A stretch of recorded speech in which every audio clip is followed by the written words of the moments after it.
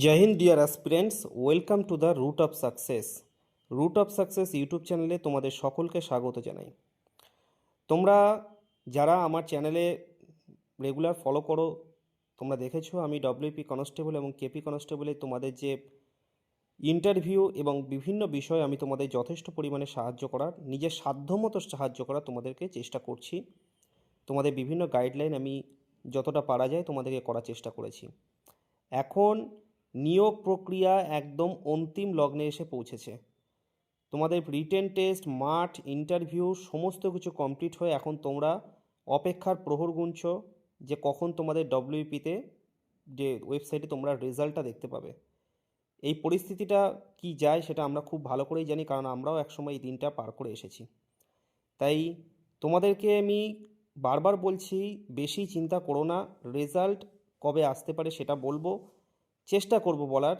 Exact ডেটটা আমরা বলতে পারছি না, যতটুকু আমি তোমাদেরকে বলা যায় ঠিক ততটুকুই আমি তোমাদেরকে বলার চেষ্টা করছি।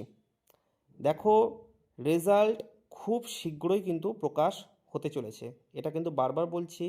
রেজাল্ট খুব শীঘ্রই প্রকাশ হতে চলেছে।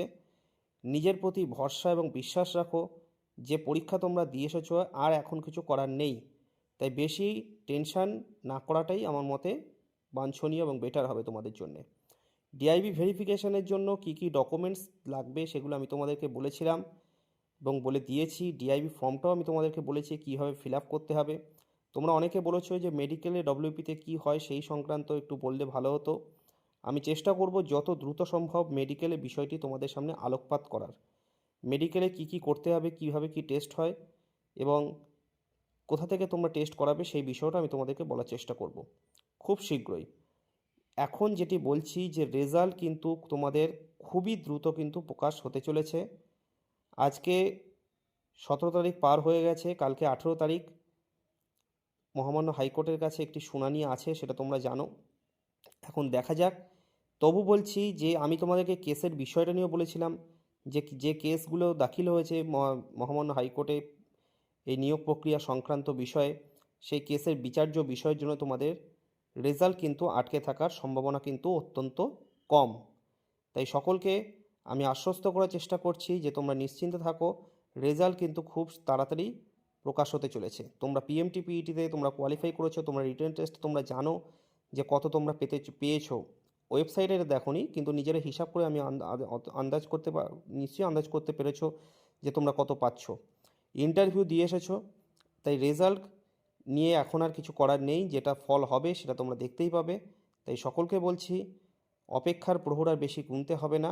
মেরিট লিস্ট তোমরা খুব শীঘ্রই কিন্তু ওয়েবসাইটে দেখতে পাবে। তাই সকলকে জানাচ্ছি, যারা সিলেকশন পেতে চলেছো অনেক অনেক শুভেচ্ছা এবং ভালোবাসা তোমাদের সকলকে জানাই।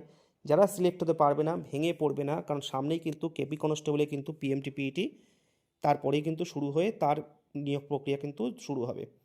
সেটার জন্য যারা সফল হতে পারবে না তারা নিজেকে সেইটার জন্য প্রস্তুত করো। আমি কলকাতা পুলিশের কনস্টেবলের ইন্টারভিউ দেওয়ার বিভিন্ন টিপস আমি তোমাদেরকে তোমাদেরকে প্রোভাইড করব এবং মাঠেও আমি তোমাদেরকে মাঠের টিপসও আমি তোমাদের কিছু দেব। তো এই সকলকে বলছি অনেক অনেক শুভেচ্ছা এবং বেস্ট অফ লাক সবাইকে। জয় হিন্দ।